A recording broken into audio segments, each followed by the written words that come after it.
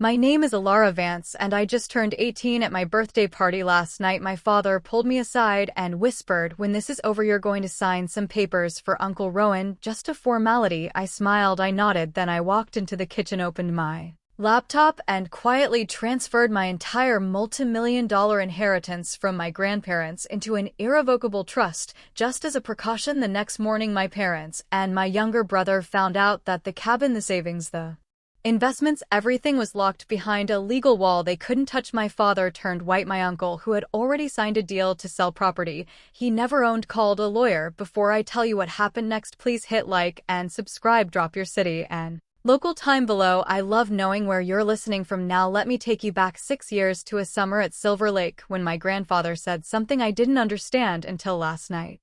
The summer I turned 12, my grandfather Arthur Vance picks me up in his truck and drives me 40 minutes to Silver Lake. The cabin sits back from the water, surrounded by white pines so tall they block the afternoon sun. The porch sags on one side. The screen door doesn't latch right. It smells like wood smoke and old books and something sweet I can never quite name grabbed the other end. Grandpa says, lifting a fence rail. I do. We spend the morning replacing 3 rotted posts along the south side. He doesn't rush me. He shows me how to check for soft spots by pressing my thumb into the grain. If it gives, it's done. Inside, Grandma Elise has iced tea and 2 sandwiches waiting on the kitchen table, the one Grandpa built himself the year they got married. She's reading on the porch when I come out, and she pats the chair beside her. We sit and watch the lake until the light turns gold.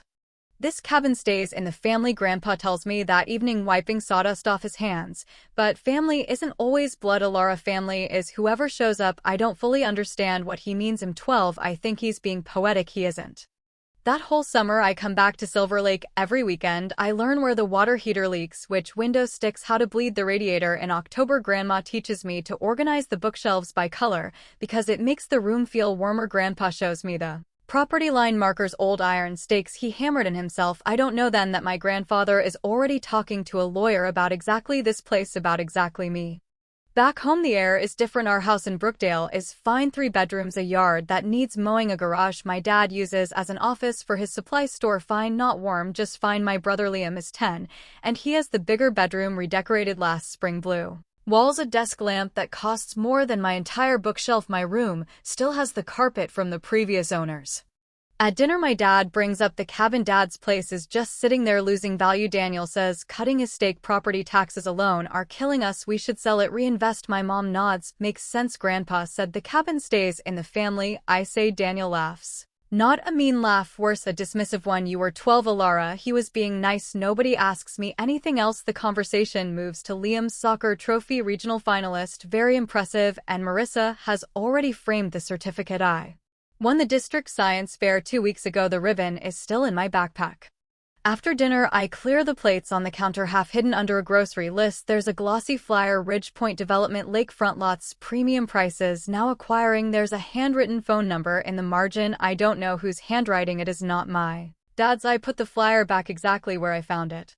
Upstairs, I sit on my bed and think about Grandpa's kitchen table, the one he built with his hands, the one where Grandma sets my sandwich without asking what I want because she already knows. I think about the flyer downstairs. Someone is already measuring my grandparents' home in dollar signs.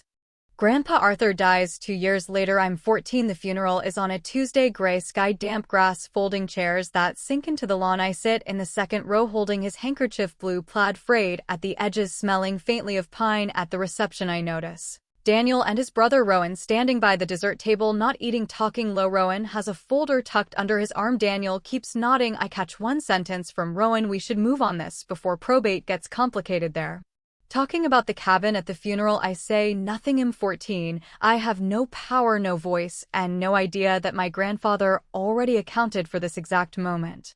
2 years pass. I'm 16. Grandma Elise gets sick in March and is gone by June. She holds my hand the last time I visit, her grip surprisingly firm. "The cabin is yours, Alara," she whispers. "Don't let them take it. Promise me." I promise, Grandma. She squeezes once and closes her eyes. After the funeral, another gray day, same folding chairs. Daniel sits at our kitchen table and says to Marissa, "Now we can finally sort out the property." He says it with relief, like something heavy has lifted. That same evening, Rowan calls. I hear Daniel on the phone in The garage pacing, yeah, no, I agree, let's get it moving. His voice is lighter than it's been in weeks. I'm standing in the hallway holding a glass of water, and I realize something that sits in my chest like a stone. My grandmother's death isn't a loss to them, it's a clearance. I don't cry that night, I make a different kind of decision, I just don't know how to act on it yet. Between 16 and almost 18, the cabin becomes my quiet rebellion. Every Saturday morning, I drive out to Silver Lake in the used car I bought with babysitting money. I patch the porch screen. I replace the weather stripping on the back door. I sweep pine needles off the roof because Grandpa taught me that's how leaks start at home. The conversations shift. The cabin stops being Grandpa's place and starts being the family property. Daniel says this at dinner, like it's always been true. Rowan shows up more often now, every other Sunday, sometimes with folders, sometimes with a laptop open to real estate listings. I try once. What about Grandma's wish? She wanted me to keep it. Marissa puts down her fork gently the way she does before correcting Liam's homework. Your grandma was emotional at the end, sweetie. This is business. That's the word they use for everything that used to be love. By 17, Daniel starts being more direct. When you turn 18, well, figure this out as a family. The way he says family, I know it means my way. One November afternoon, alone at the cabin, I'm clearing out the hall closet. Behind a stack of old quilts, I find a sealed envelope in Grandma's handwriting, my name on the front. Inside, a single business card, Claire Hensley, attorney at law, below her name printed in small type, Vance Family Trust. My hands shake, not from fear, from recognition. Grandma left this here for me to find. She knew I'd be the one cleaning out closets, not Daniel, not Rowan, me. I slipped the card into my wallet. I don't call, not yet.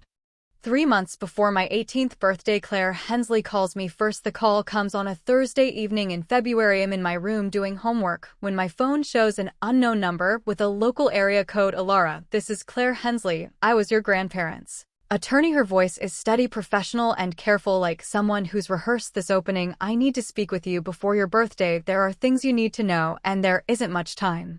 She tells me to meet her the following Saturday at her office downtown. Alone I go. Claire Hensley is in her late 50s, silver-haired, with reading glasses on a chain around her neck. Her office is small, organized, and smells like old paper and coffee. She sits across from me and opens a folder. Your grandparents hired me 6 years ago. She says they established an irrevocable trust, the cabin, a savings account, and an investment portfolio. Total value approximately $2.1 million. All of it is held in the trust. You are the sole beneficiary. The rest unfolds the same way: quiet realization, careful planning, silence, patience, and timing. The night of my birthday, the signing, the morning, filing, the confrontation, the collapse of their plan, the consequences, the lawsuits, the truth coming to light. And in the end, I am left standing on the porch of the cabin, the place that was never just property, but promise, holding a letter from my grandfather reminding me that value is not always measured in money, and that sometimes the strongest protection is the one built long before you even know you will need it. That's my story. If it made you feel something, tell me in the comments, and if you haven't subscribed yet, I'd love to have you here for the next one.